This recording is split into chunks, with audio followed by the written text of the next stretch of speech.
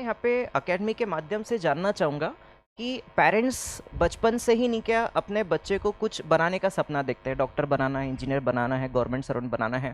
But क्या psychology में ऐसे कुछ टेस्ट होते हैं, ऐसे कुछ पैरामीटर्स होते हैं जिससे हम इनिशियल पीरियड में ये पता लगा सकते हैं कि बच्चों ने कौन से फील्ड में करियर बनाना चाहिए? कुछ ऐसे कुछ पैरामीटर टेस्ट अवेलेबल है सायकोलॉजी में? हो, ही जरा डिबेटेबल स्टेटमेंट होईल. मी पहिलेच सांगतोय, मला वाद निर्माण करायचा नाहीये.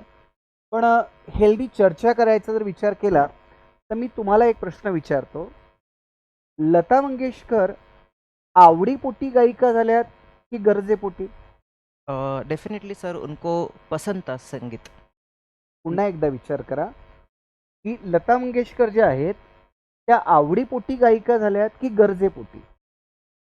मेरे हिसाब से सर, जितना मेरा ज्ञान है कि उनको पसंद था म्यूजिक, इस वजह से. हा एक मेजर कॉन्फ्लिक्ट आहे. लोक ओके. आवडीला महत्त्व देतात आणि द्यायला काही हरकत नाही, दिलं पाहिजे. पण विचार जर आपण केला, दीनानाथ मंगेशकर, त्यांचं व्यसन, त्यावेळेचा काळ, 5 भावंडांची जबाबदारी, तेव्हा प्रामुख्याने पहिले गरज होती आणि त्यांनी आपल्या गरजेचं रूपांतर आवडीनुसार केलं. म्हणून मग आपली आवड आणि गरज याच्यातलं आपल्याला समजलं पाहिजे. आपने 3 इडियट्स देखा होगा ना, तो उसमें एक सीन है काफ़ी अच्छा कि वो अपने पापा के पास में जाके बोलता है कि पापा पापा मैं ना इंजीनियर बनना ही नहीं चाहता था, क्या करूं, मुझे तो वाइल्ड फोटोग्राफर होना चाहिए था. तो पापा से हाँ ठीक है यार, तू ये ले और कॅमेरा खरीद ले वगैरे वगैरे.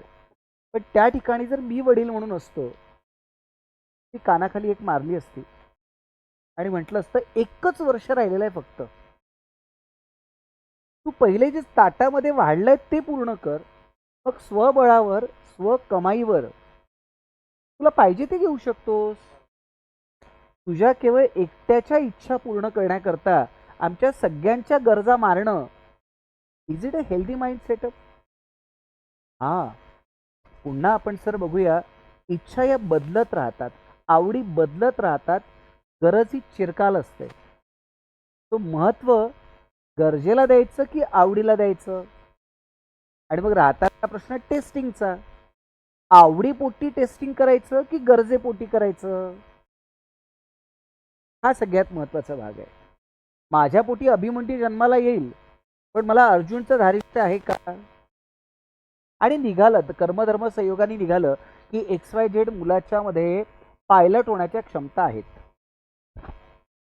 पण का हो, त्याच्या वडिलांचे पाय लट कापत असेल तर?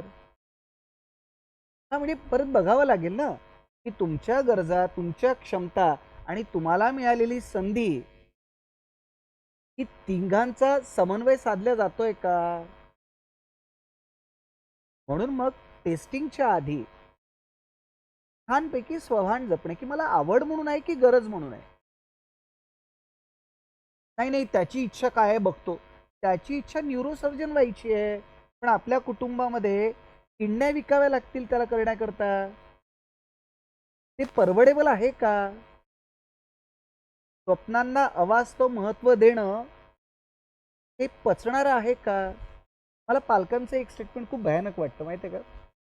आणि मी पण पालक आहे. मी माझ्या मुलासाठी काही करू शकतो, काही करण्याची गरजच नाहीये, तो करेल ना जे काय करायचंय ते. हां, तर बेसिकली सायकोलॉजिकल टेस्टिंग आहेत, करायला पाहिजे, पण केव्हा करता?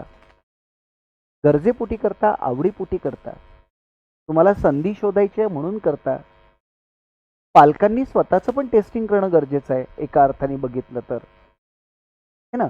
मग या संपूर्ण शाखा आहेत आणि व्यवहाराच्या पातळीवर निवडताना तुम्हाला सायकोलॉजिकल टेस्ट नाही, पण सगळ्यांची कुटुंबाची एकमताची चाचणी करायला घरात बसून शांतपणे